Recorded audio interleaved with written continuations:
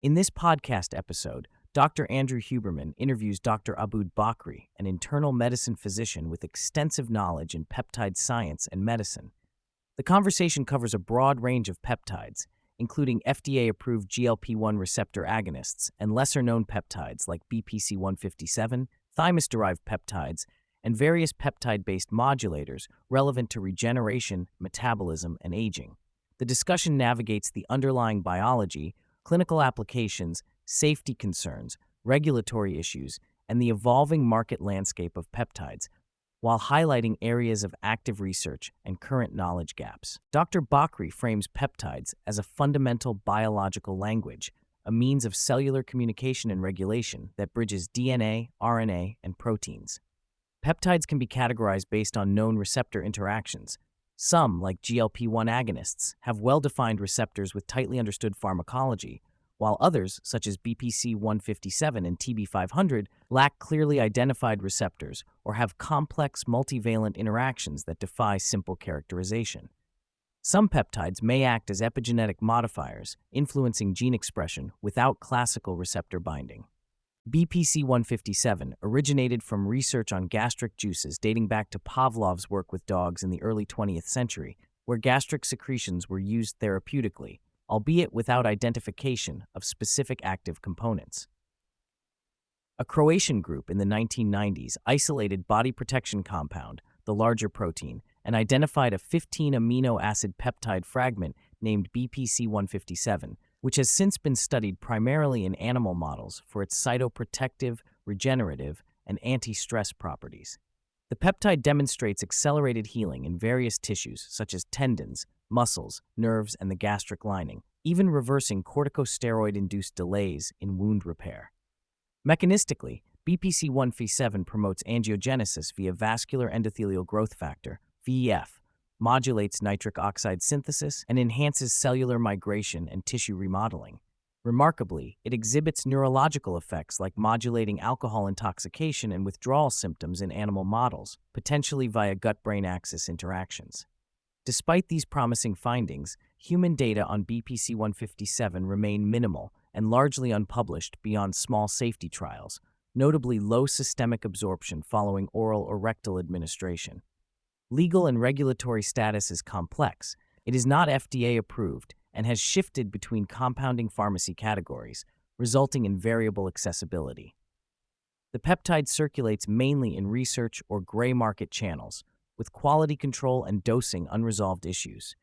Clinicians approach it cautiously due to unknown long-term safety, particularly concerns about angiogenesis, possibly fostering tumor growth, although no direct evidence exists to confirm such risks. Pinealon, a tripeptide originally isolated from cortex extracts, despite its misleading name, and Epitalon, derived from pineal extracts, are part of a family of Russian peptides explored for circadian regulation, longevity, and neuroprotection.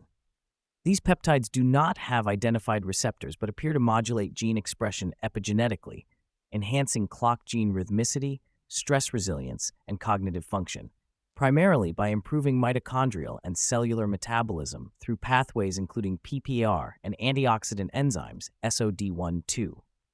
Pinealon notably influences REM sleep architecture, increasing REM duration and vivid dreaming, effects confirmed anecdotally by Dr. Huberman himself. Epitalon has a longer history of research showing potential to restore melatonin production in aged animals and humans, thereby supporting circadian health and possibly delaying age-related decline. Large-scale longevity data from Russian nursing home studies suggest improved mortality profiles with Epitalon and Thymus peptide treatments, though methodological caveats apply. The thymus gland, which involutes significantly after puberty, plays a pivotal role in T-cell maturation and immune function. Thymosin alpha-1, TAA1, is a hormone-like peptide that promotes T-cell development, enhances immune responsiveness, and has been FDA approved in some countries for immunodeficiencies and infections. Thymosin beta-4, TB4, regulates cell migration and tissue remodeling through actin cytoskeleton modulation and is widely known in equine doping contexts. Synthetic forms of thymus peptides are explored to counter immune senescence, enhance infection resistance, and potentially modulate aging-related immune decline. These peptides also interact with hormonal axes, modulating pituitary sensitivity and systemic immune endocrine feedback. Usage under clinical supervision might support immune health, though the field remains underdeveloped and requires standardized protocols and robust clinical trials. GHK-Cu is a naturally occurring tripeptide complex with copper that modulates collagen synthesis and degradation, crucial for skin repair, wound healing, and possibly hair growth. High in youth and declining with age, topical formulations of GHK-Cu are popular in the cosmetic industry, often combined with red near-infrared light therapies to enhance regenerative outcomes. Well-formulated topical products avoid peptide degradation and enhance skin penetration. While anecdotal reports and some human studies support its use in improving skin texture and reversing photoaging, systemic application and injection remain off-label with limited regulatory approval. The peptide may also have applications in lung tissue repair and reducing UV damage, suggesting broader regenerative potential.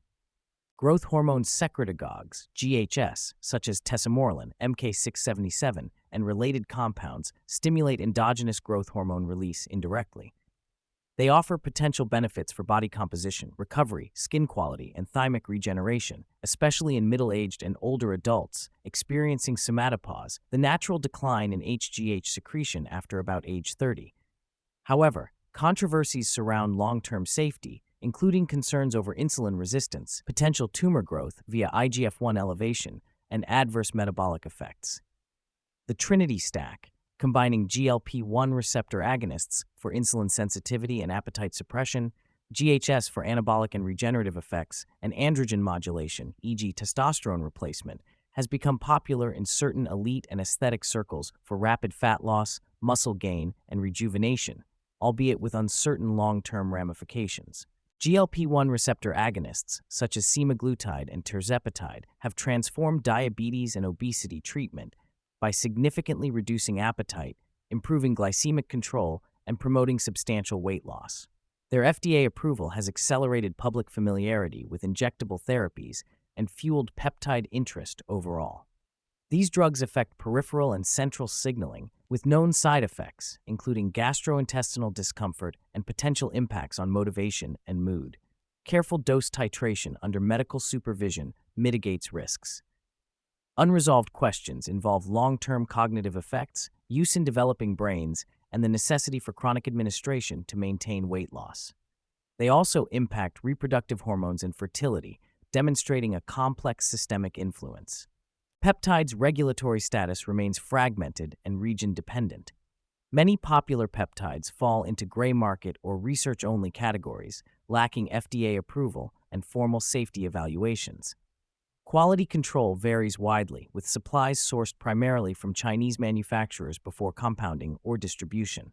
Compounding pharmacies differ in standards, and black market or unregulated products bear significant risks. Physicians face professional liability concerns prescribing non-FDA-approved peptides, compounded or otherwise, often without clear legal protection. Telehealth is expanding peptide access, but risks promoting low-quality medical oversight. Patients and providers alike are encouraged to engage in open, honest dialogues around risks, benefits, dosing, and sourcing. The exploration of peptides in anti-aging contexts, Epitalon, Pinealon, Thymus peptides, and growth hormone secretagogues, reflects a growing interest in rejuvenating endocrine and immune functions. While early animal and anecdotal human data are promising, rigorous clinical evidence remains limited. Potential mechanisms include improved circadian entrainment, enhanced immune surveillance, slowed cellular senescence, and DNA repair facilitation. More comprehensive and independent research, including well-designed randomized controlled trials, is urgently needed to delineate efficacy, optimize dosing, and confirm safety profiles. The open questions surrounding angiogenesis, cancer risk, neuropsychiatric effects, and systemic bioavailability represent significant barriers to wider clinical adoption. Dr. Bakri advocates acquiring peptides through physician-guided protocols rather than unregulated sources. Building a collaborative patient-physician relationship facilitates safer, monitored use with outcome tracking. Integration with foundational lifestyle factors, optimal sleep, circadian alignment, nutrition, and exercise is essential to maximize benefits and minimize harms. He emphasizes the need for a harmonized peptide nomenclature to clarify the field scientifically and for consumers, given the heterogeneous nature of peptides in terms of structure, function, and clinical value. The evolution of telehealth, compounding practices, and pharmaceutical innovation promises broader access but requires balanced regulation and medical oversight. Beyond BPC 157 and GLP-1 agonists, the podcast detailed important peptides including Thymosin alpha 1 and Thymosin beta 4 from the Thymus, Pinealon, EDR, Epitalon from the pineal gland, growth hormone secretagogues like tesamorelin, and GHK-Copper. Each has distinct biological roles, therapeutic potentials, and regulatory challenges, underscoring the complexity and promise of the peptide landscape in medicine today.